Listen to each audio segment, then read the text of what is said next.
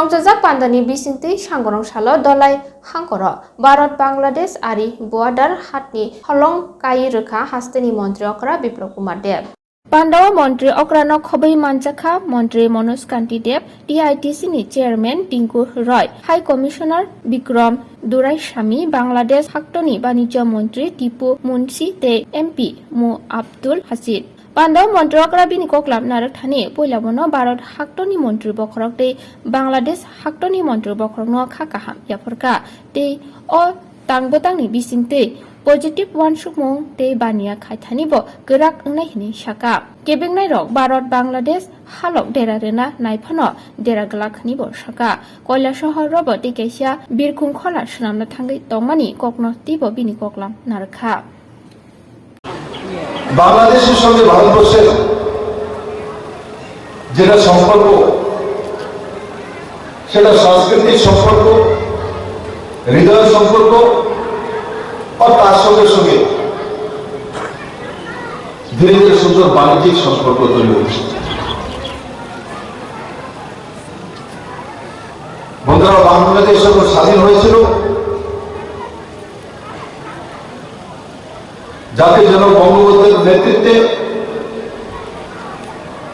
1971-এ তখনই আমার জন্ম হয়েছে। আমার 71-এ জন্ম হয়েছে 25 নভেম্বর।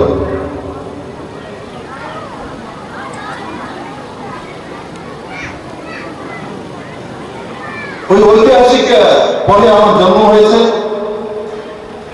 এবং ত্রিপুরার মানুষের আশীর্বাদে আমার মতো একজন সাধারণ ব্যক্তি সাধারণ ঘরে ছিলেন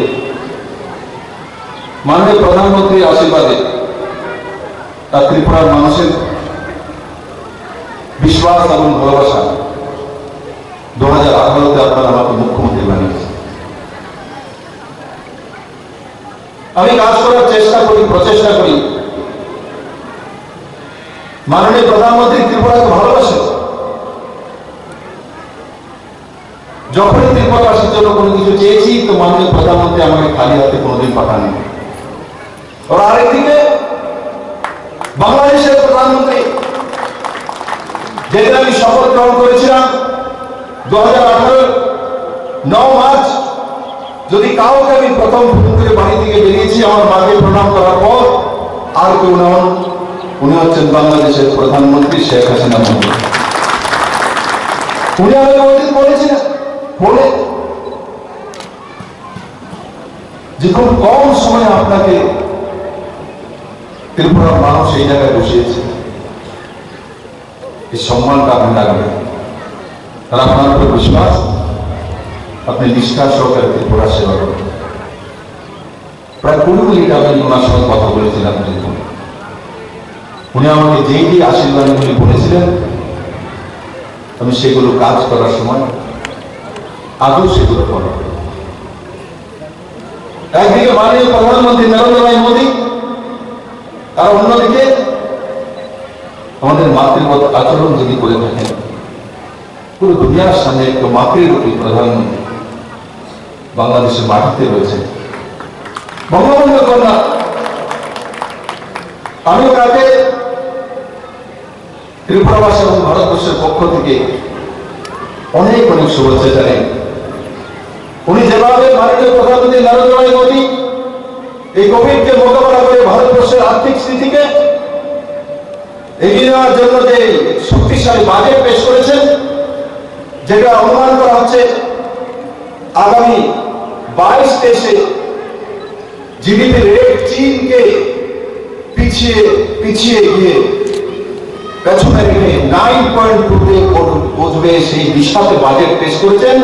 ঠিক বাংলাদেশের প্রধানমন্ত্রী মহোদয় এই কোভিডের পরিস্থিতিকে মোকাবেলা করে এই 17 কোটি বাংলাদেশবাসীকে জীবন রক্ষা করে কোভিডের ইনজেকশন যা ডোজের ব্যবস্থা করে, যেটা পজিটিভিটি রেট যেটা তৃতীয় ঢেউয়ে 30-32% উপরে চলে গেছিল সেটা নামিয়ে 23 পর্যন্ত চলে এসে আমি আশা করি আগামী 6-7 দিনের মধ্যে সেটা আরো সুন্দরভাবে বাংলাদেশ সরকার ব্যবস্থা করে নেবে। বন্ধুরা, এমনিতে মনে হয় যে এগুলো যারা প্রধানমন্ত্রী মুখ্যমন্ত্রী রয়েছে এমনিতে করে নেয়, এমন নেই বন্ধু, তার জন্য যোজনা আছে।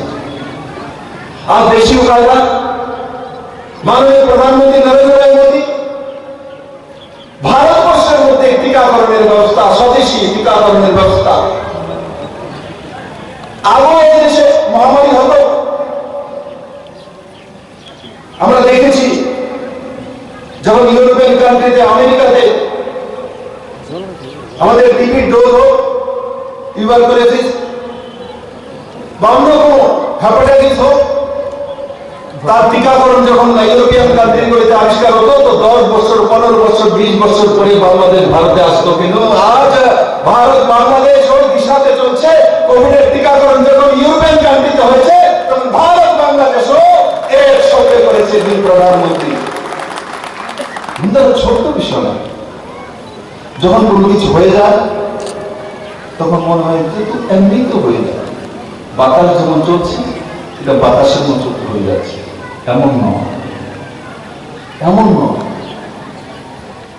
আবার হতে পারত, এখন কেন হচ্ছে? সাকারাত্মক মানসিকতা দুই দেশের মধ্যে।